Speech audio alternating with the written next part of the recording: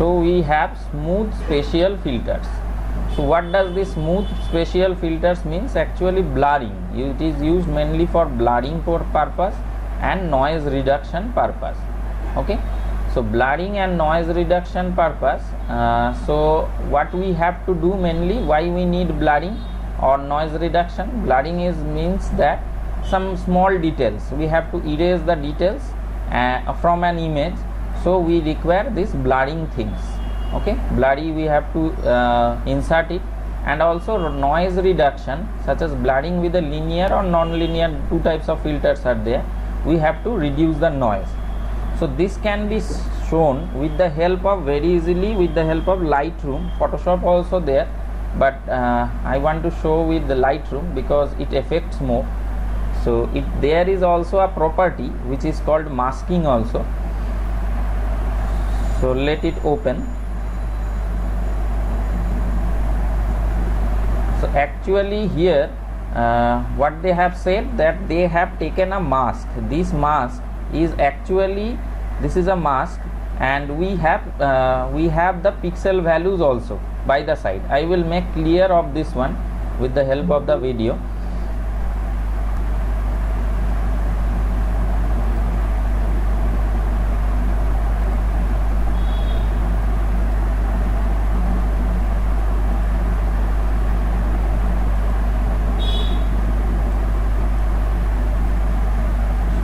Becoming problematic if anyone enters now. So now let us move to this one, and let me show any of the thing. It is taking little time. Okay, if we enlarge the picture, we cannot able to see any transition or anything else now. So since this one is an already edited picture, so if we enlarge it and if we move downwards, here is a portion. Here see that luminance has been increased and also masking has been increased. See that, if you can see it clearly, some noise are there. Okay, as we have sharpened it, and since this one is a cropped version of the picture, so there is a actually sharpening is occurring. So what happens if we just apply the masking? Slowly masking is applied, and slowly all this portion, means in the neighborhood, slowly the things are being masking and luminance, both of them on applying, we are removing actually whatever portion are mainly the noise is present. Okay, and also sharpening has occurred. If we now see it, since this one is cropped, and now it is clearly visible, and all the noise has been removed. Okay, so this is one of the part of this. This is the actual application of which we are studying today. So there may be of two types smoothing filters. This is blurring with a linear or non-linear filters, and also small details, which are the details present within this Lightroom. All the details that has been little much, the details has been disoriented. Only the bad effect of this one is that if I am applying this thing, then the edges are also, we do not want the edges to be blurry. We want the edges also to remain intact. But what happens, actually the edges will be blurred with the help of this type of this type of filters. So actually this is a spatial filter, one of the spatial filter, and averaging is being done. Now what is the averaging is mainly done? Actually the averaging is done, this can be properly understand that here is a mask image. So let me show that video so that it will be clear. Means they have created it, I am taking only the help of that one.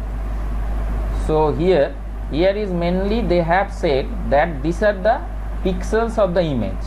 Okay, 17, 14, 13, all these are the gray values, and now they have taken a kernel. So this kernel may be of 1:1, may be weighted also or may not be weighted.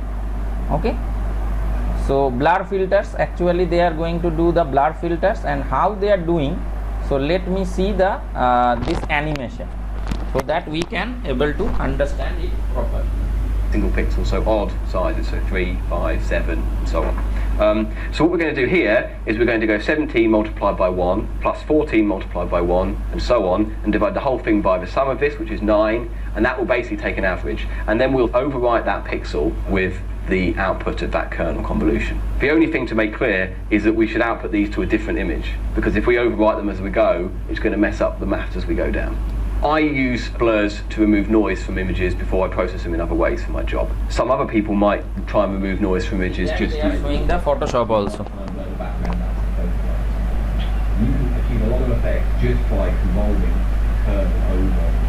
You move it around for every pixel and then you look at whatever window is the size of the kernel. The only other thing is that if you're at the edge, then you've got to make some decisions to what you do here. So you could ignore those ones and they won't be at all, or you could wrap the image around, or you could duplicate the edge ones. You could do lots of different things. Generally speaking, I would just ignore them and then do a slightly smaller averaging for the corners.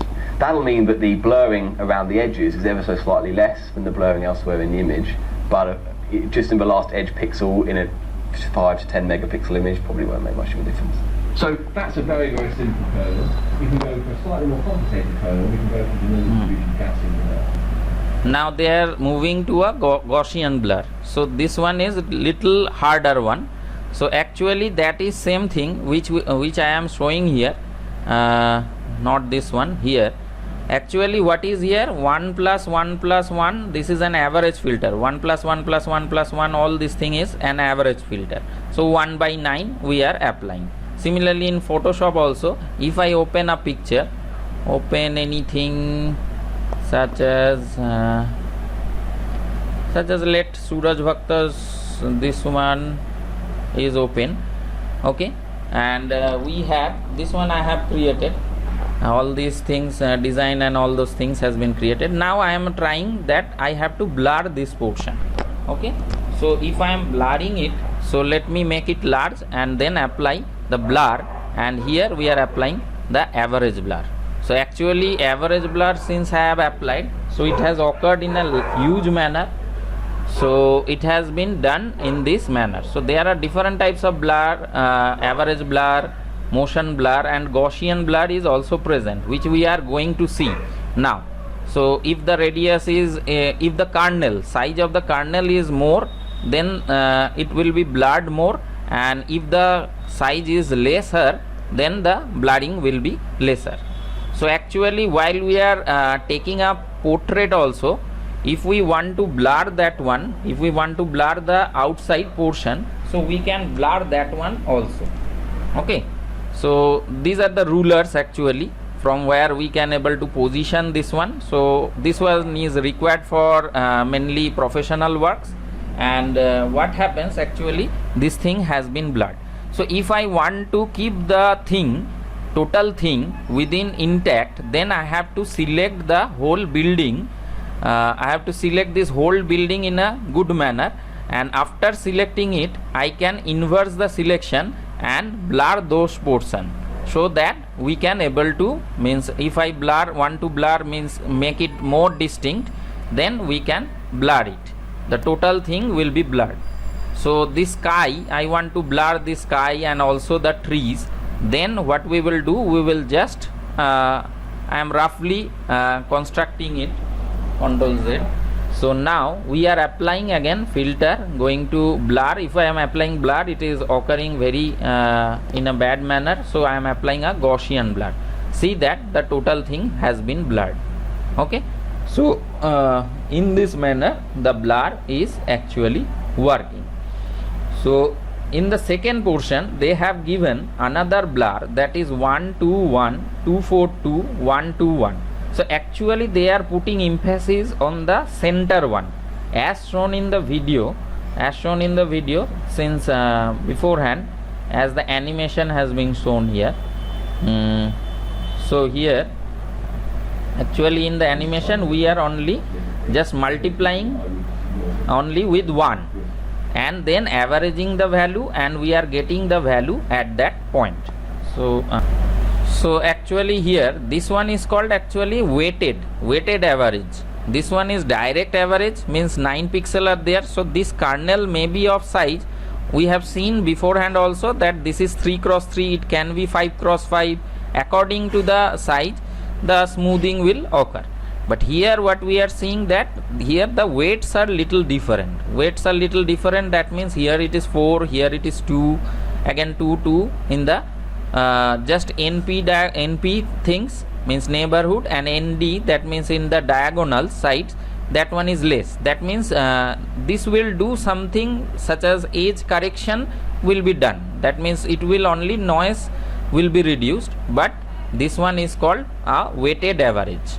Okay, so weighted average, there is an equation, this one can be easily understand. So let us see the video where the weighted average has been shown. So let me move to that point.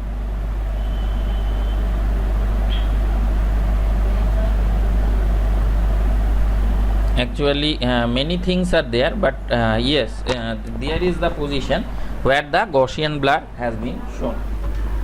So actually this is a very small normal distribution. If this was a bell curve, it's really steep. If we had a bigger standard deviation, then we're going to need a bigger window to be able to hold enough information. This isn't near big enough. So let me draw a test image, and then we'll do a blur on it and we'll see how it works. So, okay, so this is a good sized image. This image for the edge 50 50 50 and 100 100 100. Put our mean one here as well, just for comparison. So if we do our mean first, so we put that on, let's say, this 50 here, which is right on the edge. Okay, so we put our kernel on there, and we're going to be doing 50 times 1, plus 50 times 1, plus 100 times 1, and so on. So it's going to be 100, 200, 300, 400, 500, 600. And then we divide that by 9, and that gives us 66.6. Okay, and we'll round it to the nearest integer value. For a Gaussian blur, with this Gaussian blur here, we're going to be doing 50 times 1, plus 50 times 2, plus 100 times 1, and so on, okay? And that will be a value of, this is where we cut, so it's 1,000, these add up to 1,000, divided by 16, which is 62.5. So, ever so slightly closer to these. Also that this one they are saying that the much more the position 50 nearest value 62.5, and beforehand it is coming 66.5. so if the edges are not reduced, means if the edges values are nearer the values of the previous value at that time, so this one is called actually the Gaussian blur, which is occurring, which I have shown here in this picture. So this is the Gaussian blur, mainly the Gaussian blur is occurring here, such as here if we are applying the Gaussian blur is present here, and blur within blur there is also a Gaussian blur is present. So if I make the radius more and more, so it will be totally blurred. So if the actually the kernel size here is increasing, okay, so here we are increasing the kernel size, and here we are using the radius, and in this manner we can blur the position.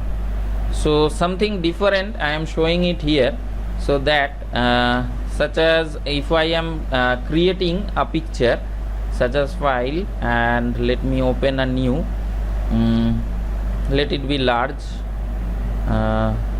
So if I am just putting some black value within it, this one is a blur, one of the application of blur which I have understand, I have tried beforehand, but now before I have tried, but the thing is that I have able to understand what is the properties of it now after studying all those things. So beforehand we do not we are applying this only. Let me apply it. I am creating little opacity, reducing its opacity, and then no, this has to be dissolved. In dissolved manner we have to apply it. Okay, so like a moon I am creating, I am trying to create a moon type of thing. Okay, and let me increase this one, and here I am applying little, the value increased, and I applied here. Okay, so it looks like that. Okay, so now if I do, actually these experiments I have done before, then I came to know, means Photoshop I have learned before, then I have came to know about this image processing or programming also. So I have idea about this one from beforehand. So if I just have a what we called a brush, and I have created in another layer, and then I am putting it downwards. So I want to create this brush little larger, so this can be done easily. So when I am applying this one, okay, so now I am taking it to the lower layer, the layer, this one is the layer of this, I am thinking about the star, and now I am applying the filter. I have applied, move to this filter, and then I have moved to this radial blur, and radial blur and the zoom quality, let me do it zoom and increase it, and then the thing will become like this. It will take little time, and now I think so you have understand that this thing looks much more beautiful. And here let me erase the portion. So these are the features, actually these are the applications, actually not this is, these are the main application. So this is just the permutation and combination by which we can do this one.